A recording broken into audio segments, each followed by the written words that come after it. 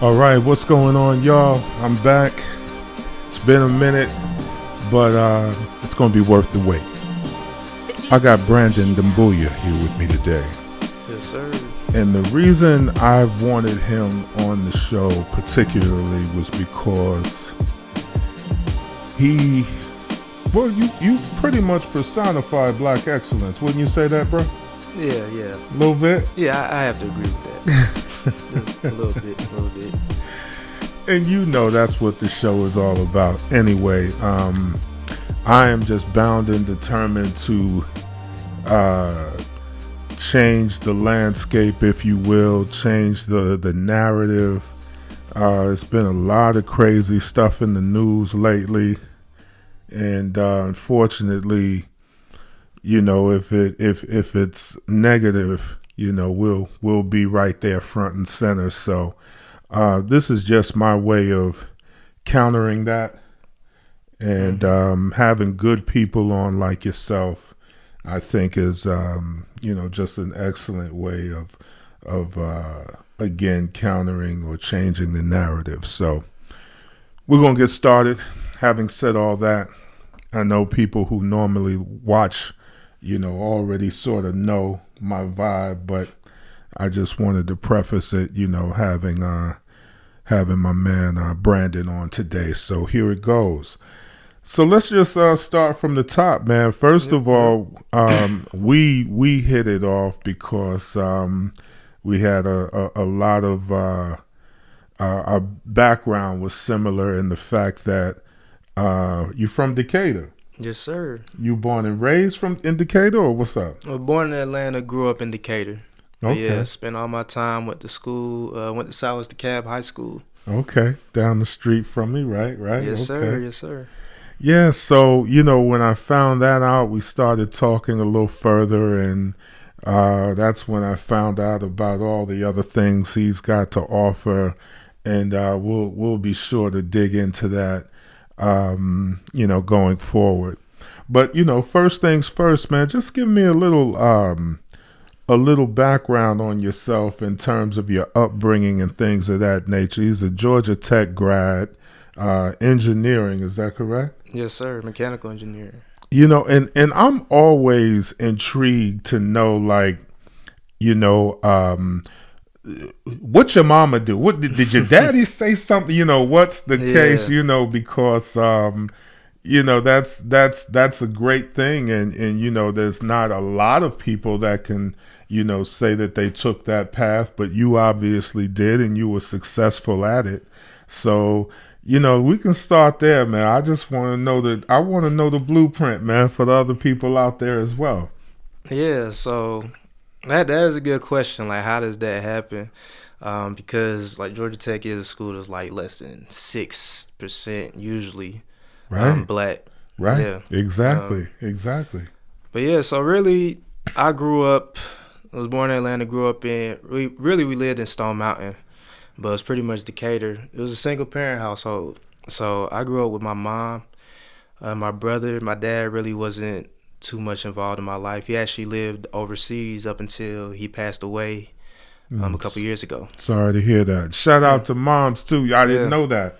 I'm thinking, you had the dual pops and the moms and a lot of people input. Don't know. Yeah, okay. Got to give it up to moms then. Go on. Yeah. I'm all ears now, man. Yeah, but aside from that, it's really I gotta show love to my brother too. So I got an older brother. He is about 9 years older than me, and when you kind of had that age gap, it's almost like he was like a second parent to me. Yeah. And I always ask myself, like, I don't know how he ended up as good as he did, like without us having a dad, like in the area we grew up. But he was just smart, like he was wise, like wise behind his years, and he really always kept me on the straight and narrow, even though like I went to a school that didn't necessarily have a lot of good influences. Okay. So you talking about Southwest? Just like in general, okay. The area we grew up. Okay. The school was like a range. It was a range from It was all types of stuff, all types of influences. Okay. But yeah, he kept my head above water. And I'd say that was very impactful to really help me get where I'm going, or help me get to where I've been and where I'm going. Yeah, absolutely, absolutely. So, Big Brother had a lot to do with it. Yeah, I'm an older brother too. yeah, My baby brother is 11 years younger, and my middle brother is 7 years younger. So I definitely know where you're coming from with right, that. yeah, Yeah, yeah, for sure. So, yeah, from a big brother standpoint, that was always important to me because of the age gap. I never really got into, giving them wedgies or nothing like. I mean, it yeah, was just it yeah, wasn't right, even, yeah, that wasn't it for me. My thing was really to impart knowledge on them, and one of the main things I always told them, and it still holds true today, is get your own. mm, Get your own. That was one thing, and I know if my brother's watching this, he'll kind of smile a little bit because he knows when his feet were dangling off the bed, that was the message. yeah, Get your own. So getting back to you though, man. So not the best area, had some negative influences, but you obviously rose above it. Um, so it was brother and mom's giving you the input pretty much, huh? yeah, yeah. And family's real big for us. So like my mom's siblings, I had aunties, cousins that we pretty much grew up like siblings. So like part of that, I gotta tell a story of the fact that we migrated from Sierra Leone, or at least our parents did. So I was born here, my brother was born here, cousins were born here, but our parents immigrated in the '80s from Sierra Leone, and like at one point we all lived in the same house. Hmm. Like me and all my cousins, my brother lived in the same house, and we really had like that big family dynamic that we still tight to this day. But Yeah, I think yeah, like family is really is very important to me, right. and it really had an influence on just how I came up. Now, if Absolutely. you look at Okay. just especially we talking black excellence. We talk about like black people who grow up here in Americas versus the culture in Africa. There is a difference. If you look at just like the media and what do you see as a black American here, you're not necessarily at the top of society a lot of times, and they kind of paint this picture of what a black person is here versus in Africa where everybody is black. The president is black, the doctors, like everybody is black. So you don't necessarily have the same, I guess, mental limitations or same mental blocks. And also just being an immigrant, you know that you have to work harder. So your parents kind of instill that in you, and the value of education. And I think really just that cultural difference is really big. Yeah, I would have to say so myself, which is you said that media in America, Yeah, hence our media, exactly. success of a nation. I'm telling you, I'm serious about this thing, man. I'm serious. Okay, so definitely some cultural things. So take me through. You raised in Decatur. You go to high school, Southwest. And then what led to you matriculating into tech? How did that whole thing transpire? And really, I think part of it just going back to my mom had certain standards. Like when I went into ninth grade, she's like, your GPA now is cumulative. So like the grades you get now are gonna affect what you can do your senior year. So you can't joke around. And then also just naturally gifted. Like I did very well in school. I typically score high on tests. I scored multiple grade levels above like every year, every standardized test. So school wasn't particularly hard for me. Okay. That I think really helped because I wasn't a great student. Just being completely honest, I was not a great student. I wasn't always very, you know, Focused. yeah, I wasn't very focused and prioritizing school because, like, I played football and like I grew up playing football and that was like what I wanted to do. That was my focus. And everybody I grew up with, like you play sports, you play football, you play basketball. So I really saw that as my route to be able to be somebody was through football. So I focused more energy in that. And it wasn't until I got to college that I realized that I didn't necessarily have to focus on football. Okay. Okay. So that's when the switch turned for you more so than high school. It was in college. Yeah. I got to Georgia Tech just because I managed to have like very good grades. Tech is one of those schools. Usually, you have to plan to go there from like freshman year on, Well, because if exactly. you don't That's have the why. GPA, you're Right. not Right. gonna make it. But yeah, I graduated top 10% of my class. I had the second highest SAT score in the school. Was prom king, 2 year starter on the football team. So like I did a lot, but I wasn't necessarily like, yeah, I'm gonna go to Tech. I didn't decide to go to Tech until my senior year. But luckily, I had like the grades and the test scores to do it. Okay. Okay. Well, that's what's up. So now you're in Georgia Tech. Um, I guess with you doing well and being a numbers guy, I gather. Um, how was your stay there? I mean, how did things work out for you at Tech? What's up? Georgia Tech was rough. I'm not gonna lie to you. Okay, Georgia okay. Well, Tech, yeah, all right. So we finally get to it. All right. So give me some of that thing. Go on. yeah. Georgia Tech is a challenge. It's a challenging school. Yeah. It's a challenging school.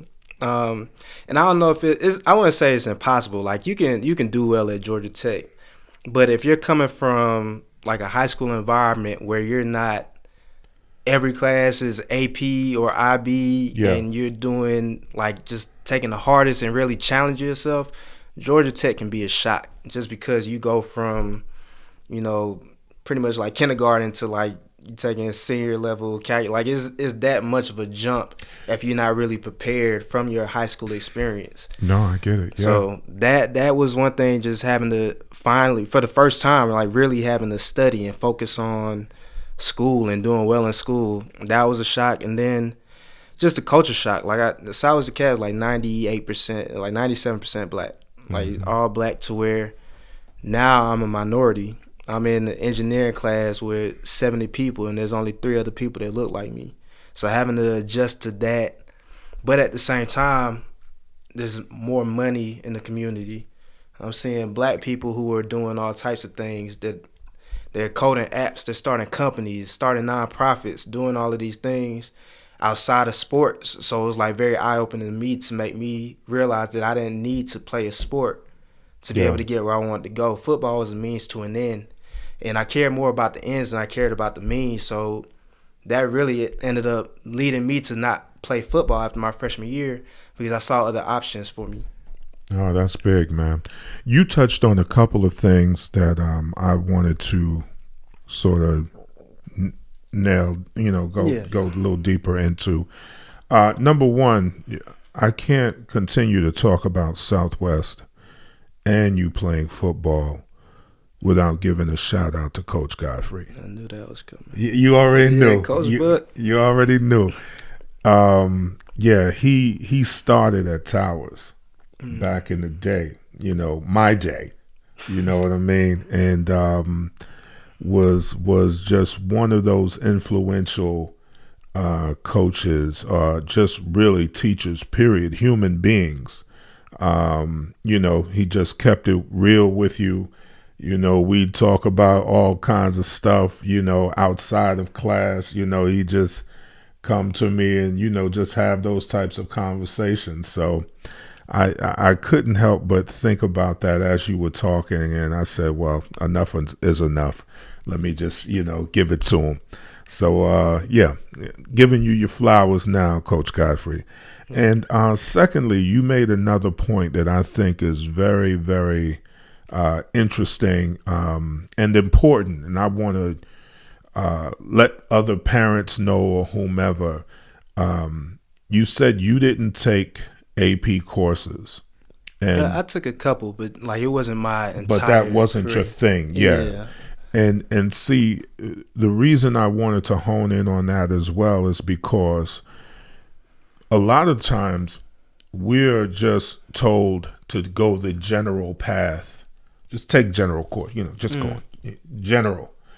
I was so adamant that my kids get involved in AP, and that's why we moved to this area, and the feeder schools feed into the best colleges and the NYUs and the Georgia Techs and, so on and so forth. But I just wanted to mention that because I wanted to just say, don't fall for the banana in the tailpipe, so to speak. you're going to be led 9 times out of 10. There were a lot of times where it took an act of Congress for me to get my kids in gifted. I had to fight for them to get into gifted courses, even though they were eligible. Mm-hmm.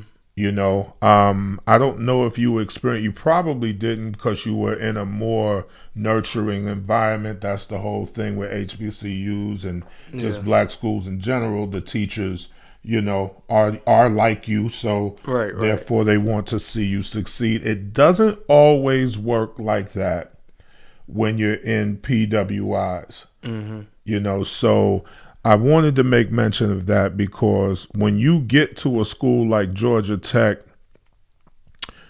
the work is going to be night and day, because if you're on this general course lane, so to speak, you will never even see the things on the SAT.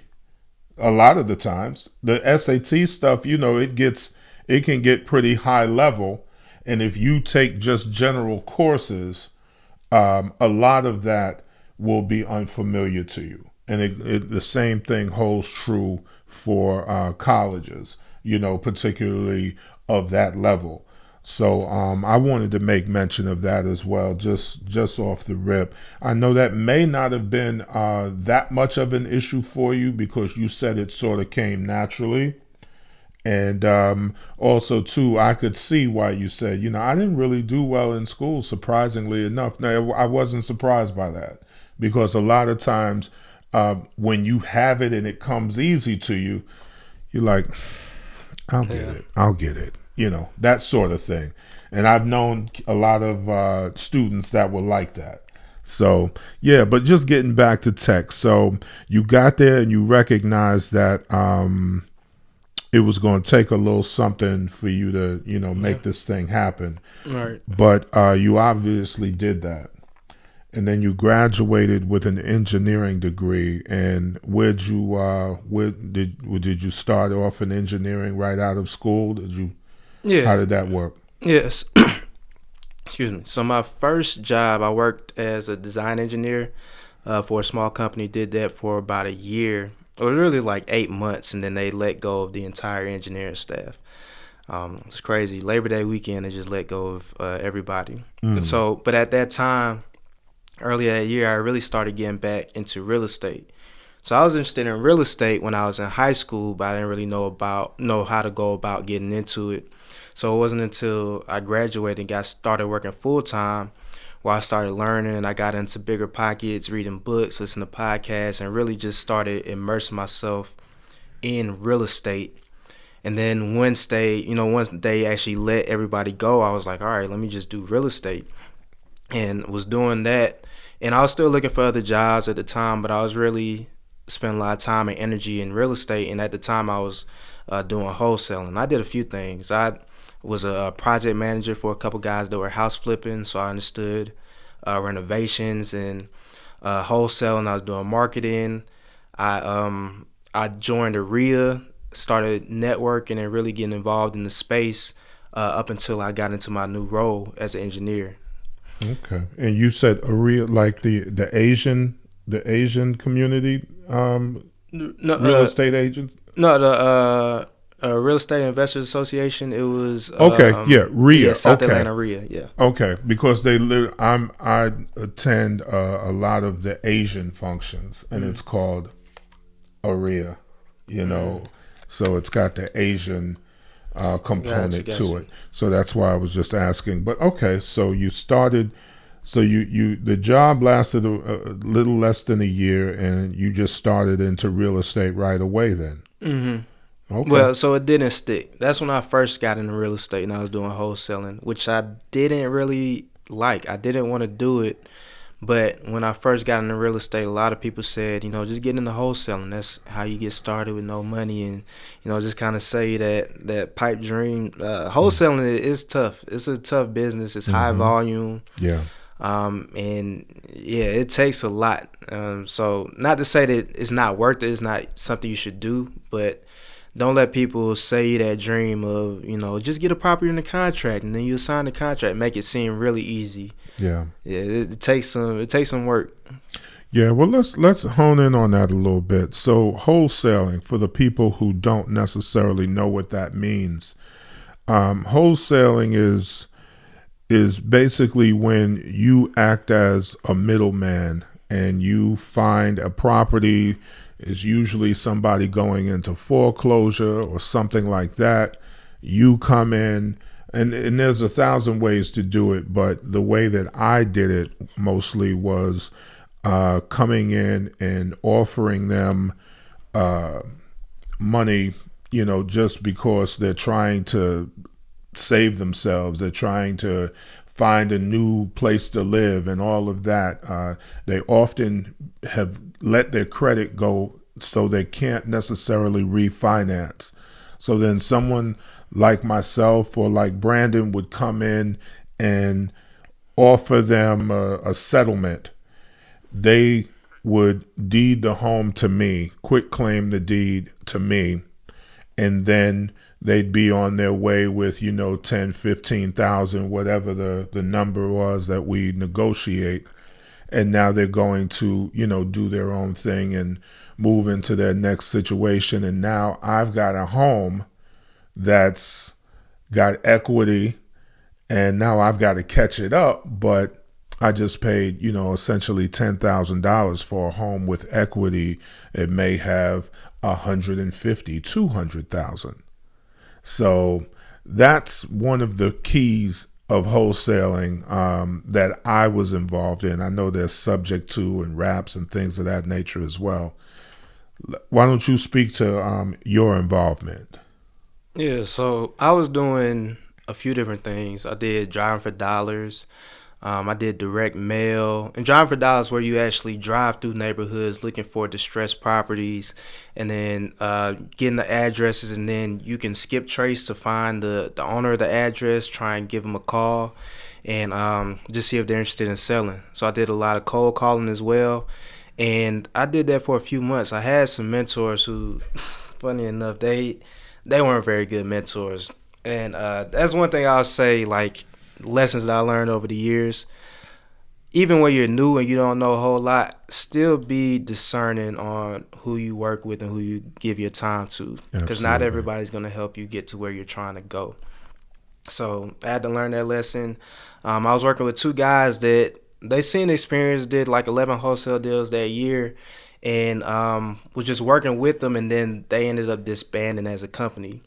It was two guys, and they were actually they were a couple. They were not only business partners, but they were a couple, and then they broke up. And then in them breaking up, the company went with the breakup. And then my my situation kind of fell by the wayside.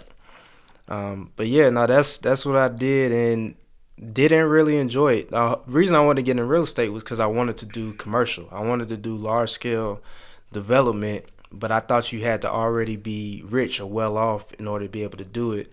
It wasn't until I started reading and learning more that I knew I could jump right into it, even at an early age. Okay. So exactly how did you get involved in multifamily? And we're definitely going to touch on a few things you mentioned already. All right. Yeah, so after my situation with wholesaling and doing that, I ended up getting another engineering role. It's one of the benefits. That's why you go into engineering. You can always get a job pretty easily.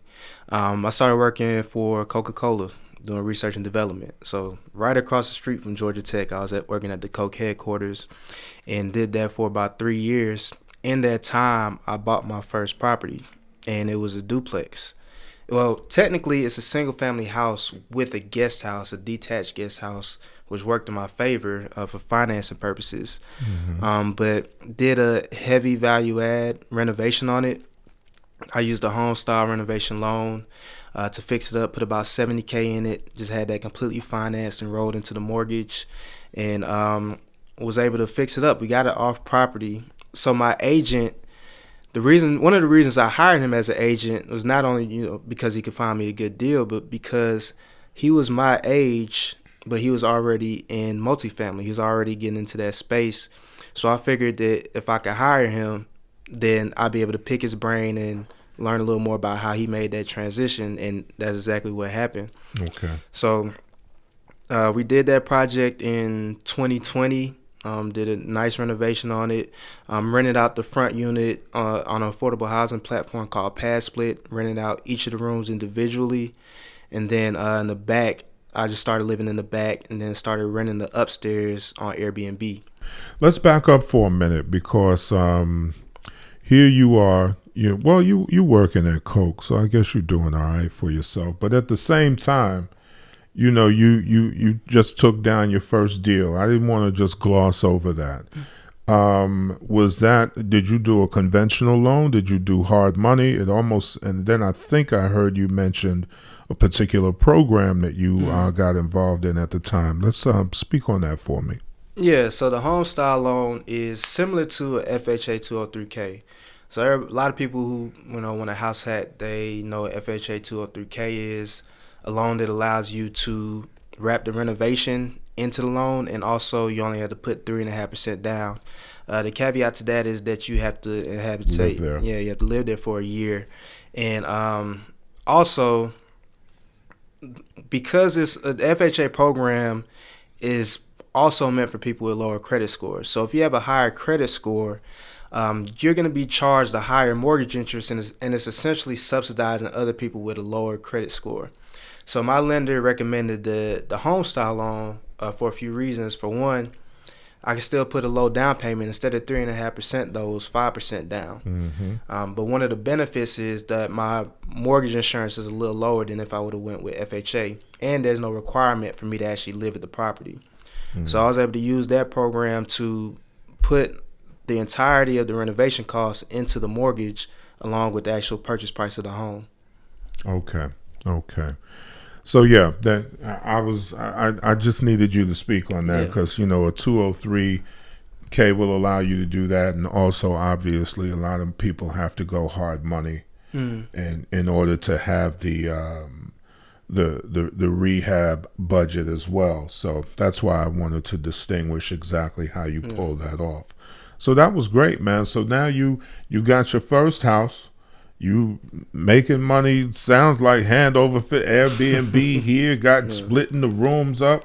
How much did you make on each room? From Pad Split, at the end of the day, I was probably bringing in, on average, about $2,200 a month, $2,200 to $2,300 a month. And that's just from the front unit, though the mortgage itself was about $1,715. Okay. So making about a little over 500 profit just from over the mortgage. So I still have to cover the utilities, but I was able to cover utilities mostly with the excess. So then everything in the back unit, most of that is just profit. There you go. Okay. And I thought that was good too. I didn't want you to see you just taking it for granted that it's just big deal. But no, that is something. By the way, is that program still out there? Do you know? Yeah. So Password is a website, so it's a privately owned website. It's sort of like Airbnb, but for rooming houses. So not really Airbnb, but it's like a marketplace. So if you want affordable housing and you just need a room and you don't necessarily need an entire place to yourself, you share common areas, you can go on Pad Split and you can rent a room at a weekly rate. Okay. And it's a lot more affordable than if you had to go and get an entire unit to yourself. Absolutely. So what does it come out to a month that, say, a person would be paying you for a room, like roughly between $600 and $700? Yeah. So rents right now about $160 a room if you have if a room without a bathroom. Okay. About $160 a room, and also that's gonna depend on what part of town you're in, what kind of finish, but that's about market rent right there, and that's $160 per week. So extrapolate that, I think it becomes it's over $600, maybe somewhere around $700, just under $700 a month. Yeah. And you do that per room. So it's advantageous if you can have more rooms. What a lot of people would do is they may get like a 3-bed and then convert it into like a 5 or 6 bedroom house. And what they'll do is they'll put up like these temporary walls, essentially. They're just actual walls, but it's not like you're doing a full construction wall, because at some point when you exit, it's a lot easier to sell a 3-bedroom house than it is like a 6-bedroom house. So you Absolutely. want to be able to remove those walls pretty easily. So they have kind of these temporary walls that they'll put up, Are and they then they'll chop everything up. partitions or something? Are they So they're partition? still What is? real. They're still They're like like look like real literal walls, walls. but Okay. yeah, it'll be actual walls, but Okay. it's not like, I don't think you put in the same amount of framing or something. It's some way that they do it. I I've see. never had to do it, but Yeah. it's some way they do it to where it makes it a little less cumbersome when you want to convert it back. Okay. No, that's good to know for those who are out there Yeah. and thinking about making extra money or whatever the case may be. That's certainly something to think about. Okay, so you use Pass Split, and then you're also making money in the back unit on Airbnb, and that's also where you're staying. Right, right. Okay, um, so with that being said, you able to put away a little money, and this is what builds you to your first situation, your multifamily space, or how does that work? So the way I got into it, so this was during the pandemic. So of course we were in shutdown, quarantine. So spent a lot of time at home, and during that time I learned how to underwrite. So I took some courses online. If you go to udemy.com, you can take a lot of different courses. I took about 3 or 4 courses on multifamily underwriting, acquisitions, just to understanding the multifamily business. And I spent like the entire time in the quarantine spending hours and hours a day after work, and while I was still doing the renovation on my house. So like while I was still managing that, was going through these courses and learning how to underwrite. From there, once I got to a level of comfort, I started networking. I went to really, it was like the first meetup I went to, and there was literally only 4 people on the call. It was me, the guy who was presenting, the guy that hosted the meetup, and another guy who attended. And following the meetup, I set up a call with all 3 of them individually. And one of them, he was the other guy that attended. He told me about another multifamily meetup. I got on that call, met with some people there. They told me about another one, and then it just kind of snowballed to where I started going to a lot of networking events, started meeting people, went to a virtual conference. And this was actually one of the benefits of it being COVID time, because had that conference been in person out in Texas, I probably wouldn't have went. Right. I wasn't that committed yet, but I can do a virtual conference. I didn't have to take off of work. I just get on some calls in between meetings. Absolutely. So I was able to meet a lot of people there and really just started networking. And the multifamily industry is small. Yes. Nationwide, it's pretty small. You in this space for a few months, you end up knowing a lot of people, even some of the major players. Right.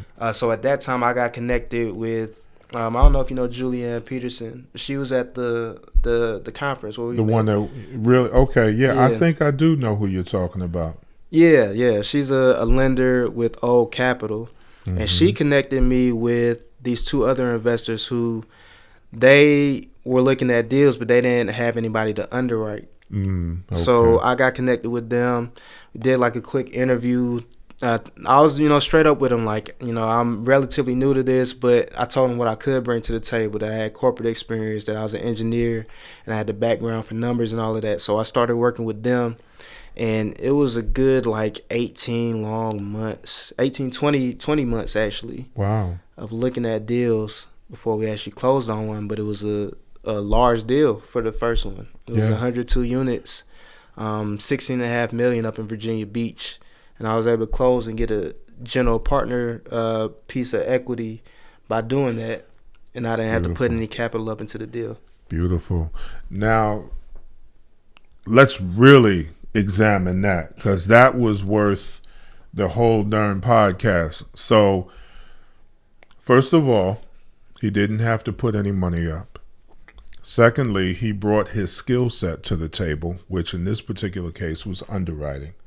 And basically, for those who don't know, underwriting is just numbers crunching. It's where you do the numbers to determine whether or not the deal pencils out or not.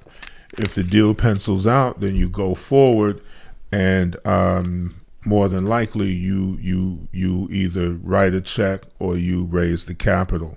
In this particular case, how did you guys take the deal down? Man, so and lesson number two in being careful who you partner with. So I came in, of course, green, and I didn't have any expectation to raise capital, but my partners assured me that they could do it. Oh You boy. know how this story goes. Yes, I do. We had to raise 5.3 million. So the rest was agency debt or what? Yeah. Actually, it was bridge. The rest was bridge debt. Okay. I was with Arbor. And let's elaborate on that for a moment. I just want to speak to everything that we're saying, so we don't speak over anyone. Agency debt, and this is the other thing. Y'all know that I hate this, but every industry does it. They use words that you would otherwise know what it meant, but because they use a different word, agency debt. Basically, all that means is you go to the government, you go to Fannie Mae or Freddie Mac, Yeah. and you get the loan through them, and that's agency. But they couldn't call it that because, we're here and you're there. Agency debt. So just remember that. Bridge loan. Speak to that. Yeah. So bridge debt. So we had a floating rate loan, and it was actually a short term loan. So bridge debt typically is going to have a shorter term, maybe like 3 years. Mm-hmm. At that point, you need to refinance or sell. So you need to refinance into agency a long term debt, or sell your property, exit the property. So a lot of times, really in the past, up until this year, Mm-hmm. for like the past few years, bridge debt has really been dominant in The the way to industry. go. Yes. Especially like if you're in the value add space where you're gonna improve a property and you're gonna fix it up, you're gonna raise the value and then refinance. It makes sense to go bridge debt because you can usually do that value add plan within your 3 years, your 3 year term. Right. So we did that, and we ended up buying a rate cap. So with floating rate interest, unlike fixed interest, you're gonna have the same mortgage payment throughout the entirety of the loan. With floating rate, it's gonna be dependent on the market. Usually gonna be like depending on SOFR, the secured overnight financing rate, which is essentially like a reference rate that other rates are based off of. So you basing it off of this reference rates, and you see how interest rates have gone up this entire year. They've done like 6 interest rate hikes. So if you have a floating rate loan, your mortgage is going up along with those hikes. So you can purchase a rate cap that's gonna, once your rate hits a certain level, it's gonna be the lender is gonna take care of everything over that. So you want to be able to get a rate cap so you can lock in your loan, so you don't have your rates just keep going up and your mortgage payment keep going up, because then it's going to make it harder to cash flow. Like people got caught once again. Floating adjustable. Yeah, It's an adjustable rate, and a lot of people got caught out there when everybody was doing adjustable rates, and then those balloon payments came due. The adjustable rate is going up. You trying to keep up, and the rates are just going higher and higher. You started off at 6%, now it's at 12%, and now you just still paying, trying to catch. So that's why he bought a rate cap. They were able to refinance out of it into a normal fixed rate, and now you don't have those other issues to concern yourself with. Is that basically what you guys did? Yes, pretty much. Okay, Yeah. okay. So that's what we're doing, and the terms are going pretty well. So we're actually hitting rents above pro forma than what we projected already. So we've seen $400 rent premiums when we only underwrote for like $300. So we're actually beating pro forma in terms of rent growth. Oh man, that's beautiful, man. Yeah. That's really good. So you already walked into the deal cash flowing, or did that take a moment? That I can't remember. I can't remember if it was cash flowing from day one. I do know that it actually appraised for higher than we had it in the contract for. That's a good thing. Okay, okay, good deal. So where do you stand with that deal now?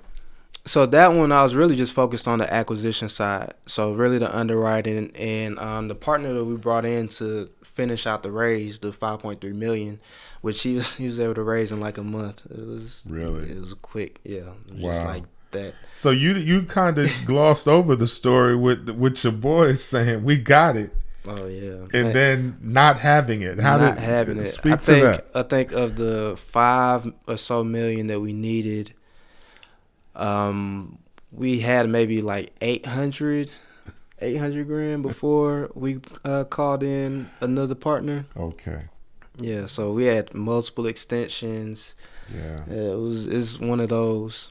But I mean, at the end of the day, that was like a JV partnership. Right. And you know, a lot of times in the industry, they call it the law of the first deal. You really want to get in as a general partner, and then that really opens doors for more and more deals. So you kind of Absolutely. figure out how you can get a deal. Of course, get a good deal. Don't just buy any deal to get into it. Right. But you don't necessarily need to be married to the people that you're doing a deal with just to get your first one going. Yeah. Yeah. So Absolutely. And you want to make the distinction between LP and GP for for gotcha. them. So syndication essentially is investing in real estate as a group. That's what syndication means. And it's typically going to have two different sides. You have a general partnership, which is going to be your active side, your operators. They're going to be the people who are doing all of the work. They're going to be the ones connecting with brokers so they can source good deals. They're going to do all of the underwriting and analysis. They're going to do due diligence. And then once you take over the deal, they're going to actually operate and handle the asset management so that the business plan is executed. Then you have your passive side, your limited partners. Those are people who are just putting capital into the deal to help finance it, and in exchange, they get a piece of the equity, and then they can have upside in the deal as it appreciates from the value add play. There you go. There you go. And also too, value add is just another term for fixing it up. Yeah. We did a rehab, but we did a value add. So now you can now, bump those rents. And it doesn't even have to be an exorbitant amount, and you can still do very well because it's compounding. You're looking at 100 units. So, that times 12 per year, the numbers can quickly escalate, and that's the beauty of multifamily investing. So and to add to that, yeah, the real strength and the value add is how multifamily is valued. When you look at single family, it's value based on comparables. So if you want to see how much your home is worth, your agent's going to look at other homes that are similar finish, similar square footage, similar floor plan, 3 beds, 2 baths, whatever. And they're going to see what did those homes sell for in the past 6 months or so and use that to come up with a price for your property. And multifamily is a commercial property. It's treated as a business. So it's going to be valued based on the income that it makes. So like Dwayne was saying, if you can increase the income by increasing rents, even if it's just $50, $100, over the course of 100 units, over the course of 12 months, you can significantly increase the revenue, and then that's going to indirectly increase the value. So you have more control and more, strategy in multifamily to be able to increase value. Like by increasing maybe $150 rents, you may be able to create millions in value in a few years. Literally. Just by doing that play. Yeah. So that was one of the main reasons that I got into multifamily as well. You can only, in a single family unit, you can only get what the market will bear. What the next door neighbor is or whatever the case may be. And it's usually, banks look at within a mile. So that's all you got, and sometimes you can get into a single family home, and I've seen a number of people do this as well, get into something and put granite countertops and things of that nature, thinking that they're going to get the value, but the neighborhood only will go, but will only give you but so much. Yeah. So you've actually priced yourself out of the market, and now you wind up having to sell as if you had Formica from Home Depot anyway. So those are all little things that you have to be mindful of getting into those deals. So I'm glad you mentioned that. That was definitely a good point. So you're in the throes of this deal now, and that's pretty much it. What about some other things? Is there something else that may come to mind that might be useful to those listening? Yeah, I would say the biggest thing, like everybody knows in real estate, the saying is you make money when you buy. So your acquisitions process is key. And acquisition, of course, is everything that goes into acquiring a deal. So getting a property into your portfolio. So that's going to mean your relationships you have with brokers, your underwriting, the due diligence. You want to make sure that all of that is in good shape, because if you buy wrong, there's no way you can operate the deal to make it make money for you. So you got to make sure that you're putting a lot of work in on the front end. So what I do currently is I lead acquisitions. So I have a partner. Once I finished up with that deal, I had a partner. You may know him, Jason Stubblefield. Yeah, yeah. Yeah. So light skinned brother, right? Yeah, here in Atlanta. Okay, he's based in Atlanta. Yeah. So I met him actually beginning of last year. Actually, no, it may have been 2020. It was during the pandemic, but I had known him for a while, and we just kind of kept in touch, added value to each other. So around after the time I closed my first deal, he got his portfolio up to over 1,000 units, so he's pretty experienced. But he was doing everything himself, so he's looking to partner with somebody, and I had closed that deal. So at that point, we had a conversation. We started working together, and now we're doing affordable housing. So we ended up ended up going from doing a JV deal to now I have a full time. We're really partnered together, and we look at all of our deals together. And with us doing affordable housing, that allows for a new opportunity, but also there was a learning curve associated with that. So I spent a lot of time learning affordable housing and learning how that industry works, how that niche works. And it's really an excellent play for a lot of different reasons. And I think a lot of people shy away from it. A lot of people are scared of affordable housing because, they think, oh, you invest in the hood and, it's not going to make money. And, it's not charity. We're not doing charity. We're doing workforce housing. People shouldn't have to make $100,000 just to have somewhere decent to live. That's right. You should be able to be a teacher, a cop, and still... How you feel about cops? You should be able to be a teacher, any industry, and have a decent place to live. And you shouldn't have to pay an arm and a leg for that. And if you look at the demand in Atlanta, it's definitely a great place. So I'm excited about what we're doing, and we're actually wrapping up a deal pretty soon. It's affordable housing. Really, man. Yep. Oh man, congratulations on that.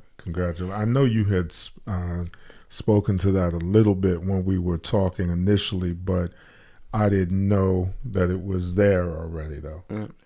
Okay, well, that's good. That's good to know, man. And the reason I also like it, too, is because people are not being displaced as much. Yes. There's. I think you have a saying. What's your saying? All right, what I told you. What's your saying, man? Gentrification without colonization. See? That was something. That's not a saying. I made that up on the spot, but it just rolled off the tongue. But yeah, no, I really do like that. So to give me a little more about the backstory of why I got into real estate. Like I told you, I mentioned my family is from Sierra Leone in West Africa. Right. So of course I was born here. We went back. The first time I remember going back, I was 14 years old. Mm-hmm. And of course, Sierra Leone is a developing country. Infrastructure issues, not a whole lot of development going on. But what I saw was that there were some people developing and there was opportunity. But those developers, a lot of them were foreigners. They were coming into the country and they were developing. And Asians. Yeah. Asians and Lebanese. Yeah. And you see that actually all of Africa, China specifically, is doing a lot to essentially colonize Africa again. But was seeing that in Sierra Leone, and naturally, when you going to invest in a community and you don't have an attachment to that community, all of the profit, all of the benefit is going to be sent back to your community. It's not really going to benefit the people there. Yeah. So I wanted to learn real estate development on a large scale so I could go back to Sierra Leone, do development there, but do it in a way that it benefits the Sierra Leoneans. Because at some point, we're going to be a second-class citizen in our own country, and I wasn't going to stand for that. So... See, I knew there was something else we needed to touch on. Yeah, I knew there was something else. Okay, go on. I'm with you. Yeah, so that's essentially why. That's my background. That's my why. That's my purpose. That's why I wake up every morning to make sure that that doesn't happen and that we can do it the right way. But along the way, I realized that the same exact thing happens here. The same people go in this community, fixing it up without benefiting the people in that community. And when I got into multifamily, I saw it. I saw it as we were looking at deals. I saw the language. I heard how people talk. And I was like, okay, it's something that I sitting right. So I wanted to get into affordable housing long term. So when Jason, approached me, told me he was getting into it, it seemed like a great opportunity. I thought I'd have to wait a while to get into it because I know there's a certain level of experience you got to have. Mm-hmm. But by being able to partner with him, I was able to get into it earlier than I even expected. And now we're fully immersed in the affordable housing space, and we're doing deals that make a lot of sense financially. We're having great returns for our investors, but at the same time, we're able to improve communities without displacing everybody. That's beautiful, man. Yeah. Now you understand. For sure. So, man, listen, I greatly appreciate you coming on. Before I let you go, did you have any setbacks or anything? Because it's like... Oh, yeah, it's all setbacks. All of it's setbacks. I guess I didn't really speak on them, but the first deal that we got in the contract when I was still working with the group I JV with, the first deal we had fell through. And worked on that for months. That was a setback. Yeah. That renovation that, on the 2-unit house that I was talking about, where, it's a great investment, but what I thought would be a 3-month rehab project turned into an 8-month rehab project. Okay. So that was a setback. But at the end of the day, you got to embrace the pain. Because the pain is going to make you stronger. It's like going to the gym. Right. You feel terrible when you're in the gym, when you're working out, because your muscles hurt. You're going through that pain, but that's how you get better. That's how you get stronger and growth. And the same thing happens in terms of experience in your career. You got to go through that pain if you really want to see growth and development. There you go. Now, with you having to extend the rehab, how does that work with 203K? I mean, did the money run out, or was it just a mere extension? Yeah, so I think there was some paperwork we had to do after a certain time, maybe like 6 months. But essentially, the money is dispersed in draws. So when you actually close, you get an initial draw to get the work started. Then your contractor is supposed to, you have a consultant, an inspector who's going to come check off the work that's been done. And based on the work that was done, they disperse some money to pay for that work and then do some more work. So we had maybe about 6. I think the reason we had to do some paperwork is because we had more draws than what was initially allotted. I think there was like one more draw. Oh, okay. So that was the only thing. Just it took longer, so we had to do another draw. We had to break the last draw into like 2. Okay. But outside of that, you worked it out. Yeah, worked it out. Okay. And yeah, it was a challenge. Definitely a lot going on at that time, but at the end of the day, it made me better. Well, see, that's what I love too. I didn't want to be guilty of us having a conversation and it just be all glitz and glamour. Yeah. But at the same time, if you make wise, prudent decisions, you can really make this business pay off for you. So that's why we've gotten into it. Brandon, again, man, I want to thank you again for coming on. Is there any thing that maybe the people can contact you, or even are you even in that space? Like, nah, I'm good on the contact. I'm out here making my money. I don't know where you are with it, but how would someone get in touch with you? Yeah, I'll say good way is LinkedIn or Instagram. Just Brandon Dumbuya on LinkedIn. And another thing, so I'm still trying to figure out how to go about doing this, but actually in the process of changing my name back. So there's a story behind that. But I was not born Brandon. I actually named myself when I was in like elementary school. Really? Yeah. Okay. Oh, Yeah. but the Dumbuya has to Yeah, be the Dumbuya is there. legit. That's from my dad. That's my Okay. dad's last name. Okay. But What you yeah, what you going back to, I man? was born Sita and Diggy Dumbuya. All right, bro, run one more time. One more time. Sita and Diggy Dumbuya. That's my Sita birth and name. Diggy. Sita Yeah, and Diggy. That's yeah. cold. It was actually after 9/11. My mom just wanted us to be a little more Americanized. Sierra Leone Yeah. is a predominantly Muslim country, and she didn't want us to be discriminated Marginalized against. and Yeah, for discriminate. our Yep. names. So she wanted us Sure. to have American names.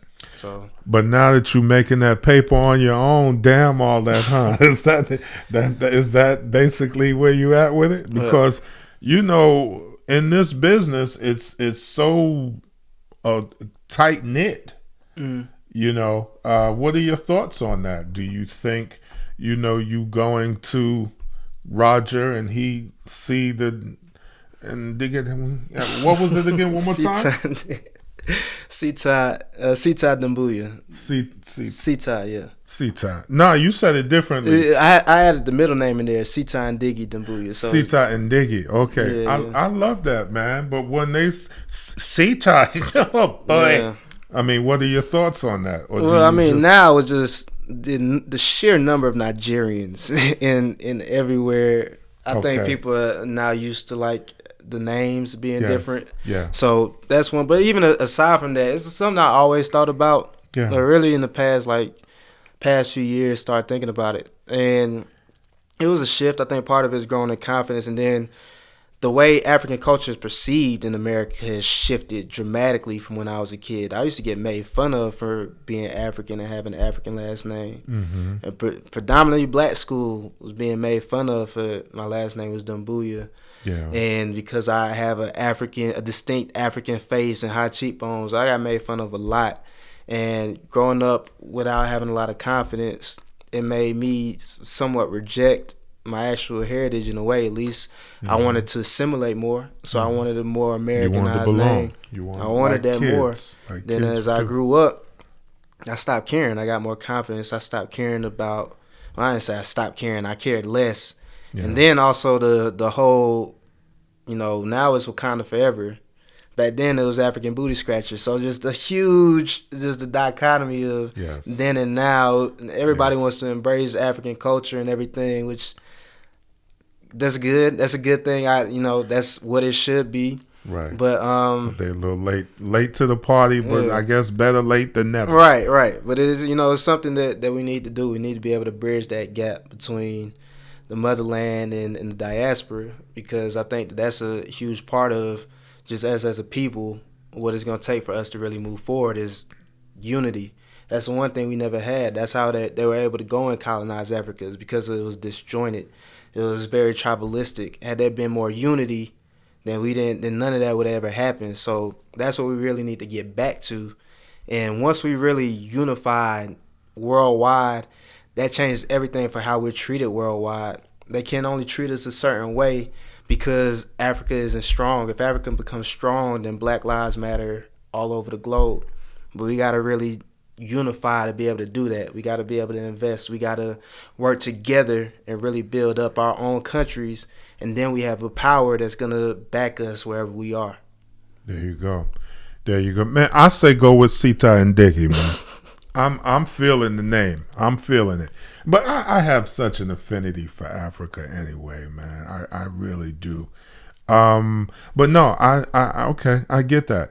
Last question, just to kind of piggyback off of what you just said. I get all that you said, despite our best intentions and what we talk about. Lord knows we talk about it. Do you think we're there? I think that it's happening.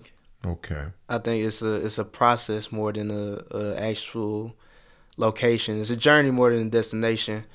Okay. And you see it happening in different ways that may seem like it's not what we need, or it's like peripheral. Because like the rise of Afro beats, and you go to a lot of black clubs now, you hearing Afro beats almost as much as you hear like hip hop and American music. For sure. And that's one way the culture is spread. African food. There's a lot of black people know about jollof and like traditional West African cuisine. Right. So like it's seeping in to where people are exchanging ideas, exchanging part of the culture, and then I think that's really just how you get it started. Okay. Because if I like the music and I like the food and I like the clothes, the kente, the Afrikaners, if I like that, I'm more inclined to go and visit the African country because I'm familiar with some of the aspects of it. Yeah. And then you got certain African leaders who are reaching out and they're trying to get the diaspora to go back. Right. You got Paul Kagame in Rwanda. Yeah. You got Ghana, and they're talking about the year of return that they had a few years ago, and they're still embracing people. Yeah. You got, African leaders who are reaching out, trying to bridge the gap, and then you got African people who are enjoying the culture. I think that at some point it's going to just keep coming closer and closer together. And I also believe that people like myself are in a situation where we had the opportunity to really facilitate that.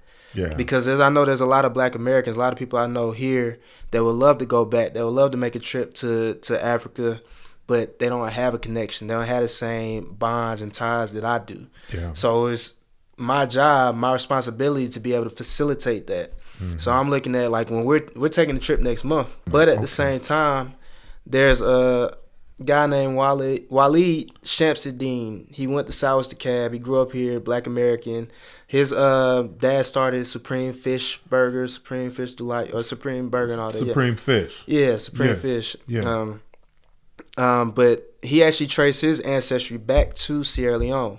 Then he went and connected with the government there, and now he's an ambassador. He's a diplomat, and he's putting on a conference in Sierra Leone to help people who are here that want to invest in Sierra Leone, and he wants to make that a recurring thing.